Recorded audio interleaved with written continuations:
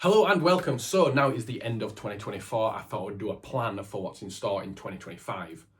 As at the bare minimum, it will be good to look back on at the end of next year. As you can imagine, the main priority for next year is to actually finish the next prototype of the powered armoured exoskeleton.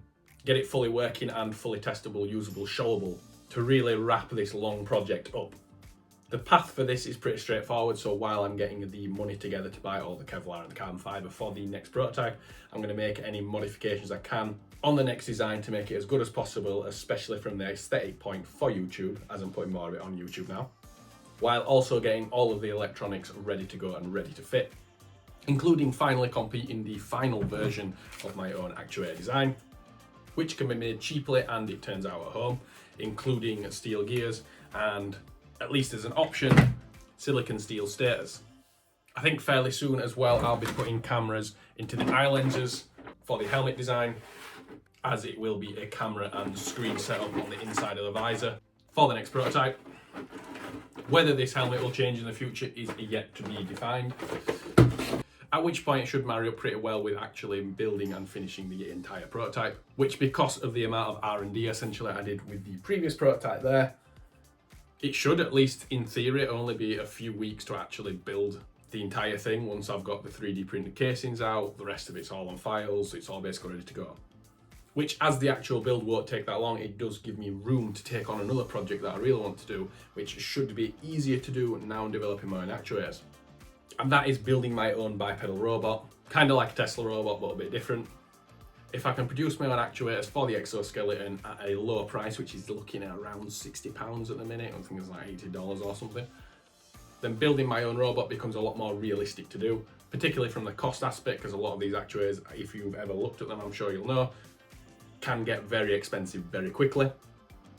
There's of course other difficulties to building your own robot, but when we've got AI, ChatGPT, Grok, you can now buy cameras with built-in object recognition, all these different things added in. The ability for basically anyone to make a robot now, I think, is actually there, whereas like 20 years ago when it was Honda Asimo robots, it was all frankly incredibly difficult and nearly impossible. And for that, I do intend on putting the actuators and the robot on Patreon as well. While I think I'm going to do another video on why I think building your own robot is a lot more doable now, I'll just note a couple more things on top of the electronics that I think is why I'll be able to do it.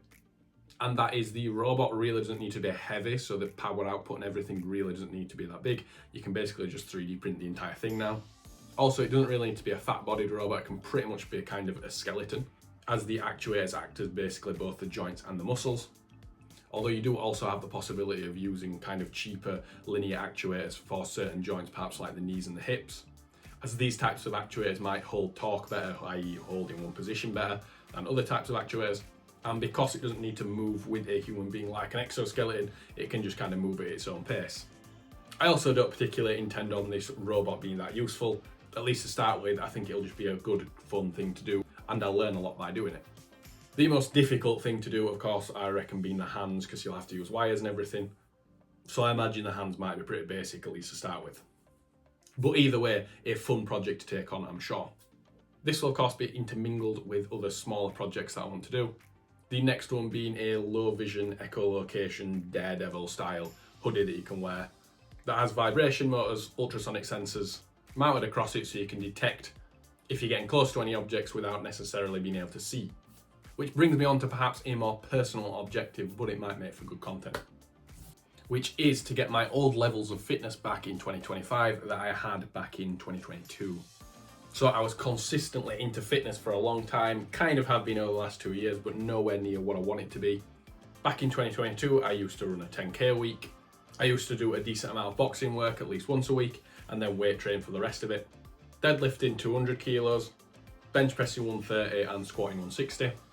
Numbers which these days isn't that impressive, but I thought it kind of gave me a good all-round capability and a physique to go with it, especially when you paired it with the running and the boxing work and everything else I was doing, including an on-point diet. However, in 2022, I ended up losing one eye, having brain trauma, various different things, all at the time when you have that massive inflation that happened in 2022, which all kind of meant that my fitness regime just kind of lapsed away over this last 2 years. The healthiness of the diet has pretty much gone down completely. I don't really hit the macros anymore. The Cardio's now non-existent, try to do some weight training, but generally don't get enough in. So that is something I want to change for 2025. And where this is relevant to the channel, I want to do some content on kind of more functional strength and performance on this, something that I used to try to do a bit of, but I want to do more of now. Things actually like holds, like holding weight above your head, or in certain positions that are actually useful. I think this is kind of underrated in actual functional strength, as well as weighted mobility exercises like sledgehammering a tyre. That might also make for some good content, while also being enjoyable for myself. All of which will provide content and hopefully help this channel grow.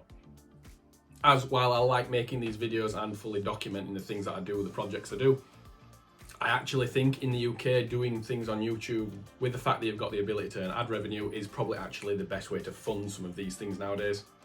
As I have tried to get into various funding programs, which have all basically been non-starters, which I think I'm going to talk about in a future video soon, which might be interesting to anyone in the UK who's going to try and get into any funding programs to develop a form of technology. So yeah, to summarise the plan for next year, we've got finish the next prototype for the fully armoured exoskeleton project, build a bipedal robot, do loads of fun little in-between projects, as well as get my fitness back, and of course, document all of this for YouTube. While also getting better at talking to a camera on YouTube, so I'm not having to sit here and edit every sentence. If any of that interests you, please like and subscribe. I hope to see you in the next video and in the new year.